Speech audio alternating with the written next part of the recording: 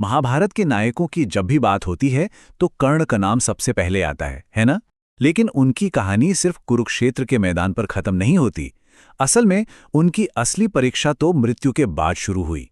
एक ऐसी कहानी जो एक बहुत बड़ी परंपरा के पीछे का सच बताती है। कभी सोचा है कि जब हम अपने पूर्वजों को याद करते हैं तो उन्हें अन्न या भोजन ही क्यों चढ़ाते हैं? मतलब कुछ और क्यों नहीं? ये सवाल सुनने में बहुत सीधा लगता है, पर इसका जवाब वो कर्ण की कहानी में ही छिपा है। तो चलिए उस समय में चलते हैं। महाभारत का महायुद्ध खत्म हो चुका है। दानवीर कर्ण रणभूमि में वीर गति को प्राप्त हो चुके हैं। लेकिन जैसा मैंने कहा, कहानी यहां खत्म नहीं होती, बल्कि यहीं से तो एक नया अध्याय शुरू होता है।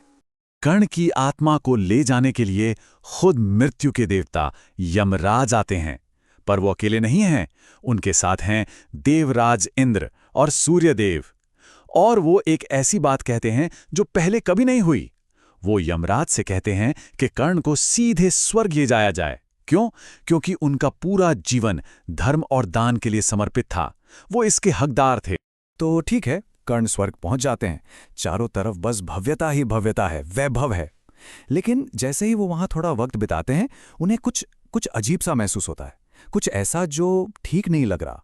सोचकर देखिए, सोने के पहाड़, चांदी की नदियां, हीरे जवाहरात का तो जैसे समंदर हो, ये नजारा था कर्ण के स्वागत में। कमाल की बात ये थी कि ये सब वही दौलत थी जो उन्होंने धरती पर दान की थी और अब उन्हें कई गुना होकर वापस मिल रही थी। पर इस सारी चमक दमक के बीच कर्ण को एक बहुत तेज भूख सताने लगती है। वो इधर उधर देखते हैं, पर खाने को एक दाना तक नहीं।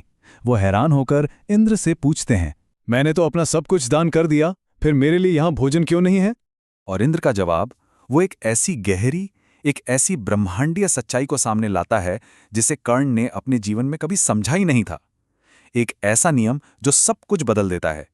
इंद्र बहुत आराम से समझाते हैं, कर्ण, तुमने सोना दान किया, चांदी दान की, बेशकीमती चीजें दी, लेकिन तुमने कभी किसी को भोजन नहीं कराया, अन्न दान नहीं किया। ये सुनते ही कर्ण को अपनी भूल का एहसास होता है। स्वर्ग का नियम बहुत ही सीधा और सरल है। आप वही काटते हैं जो आप बोते हैं। अगर सोना दान करोगे तो सोना मिलेगा, अगर भोजन दान नहीं करोगे तो भूख ही मिलेगी। बस इतनी सी बात थी।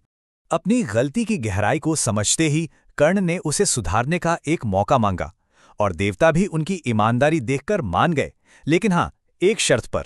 कर्ण ने इंद्र से प्रार्थना की कि उन्हें एक मौका दिया जाए अपनी इस भूल को सुधारने का। वो धरती पर लौटकर अन्नदान करना चाहते थे ताकि उनकी आत्मा को आखिरकार तृप्ति मिल सके। और तब कर्ण को 14 दिन दिए गए। जी हां, पूरे 14 दिन धरती पर वापस जाकर जरूरतमंदों को भोजन कराने और अपनी सबसे बड़ी गलती को ठीक करने के लिए। और कर्ण की ये 14 दिन की यात्रा एक ऐसी परंपरा की नींव बन गई जो आज भी हम सब मनाते हैं। एक ऐसी परंपरा जिससे हम सब जुड़े हुए हैं। कर्ण के धरती पर बिताए वो 14 दिन ही पितृपक्ष कहलाए। वही समय जब हम अपने पूर्वजों को भोजन अर्पित करते हैं।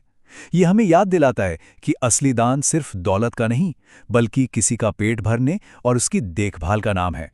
और इसीलिए हर साल जब भी पितृपक्ष में हम अपने पूर्वजों को अन्न अर्पित करते हैं, तो हम असल में कर्ण के उसी सबक को याद कर रहे होते हैं। हम ये पक्का कर रहे होते हैं कि परलोक में कोई भी आत्मा भूखी न रहे। तो कर्ण की ये कहानी हमें एक बहुत शक्तिशाली सवाल के साथ छोड़ जाती है। अगर हमारे आज के कर्म ही हमारे कल का निर्माण करते हैं, तो हम आज क्या दे रहे हैं? हम अपने लिए और अपने बाद वालों के लिए कैसी दुनिया बना रहे हैं? जवाब शायद हमारे ही कर्मों में छिपा है।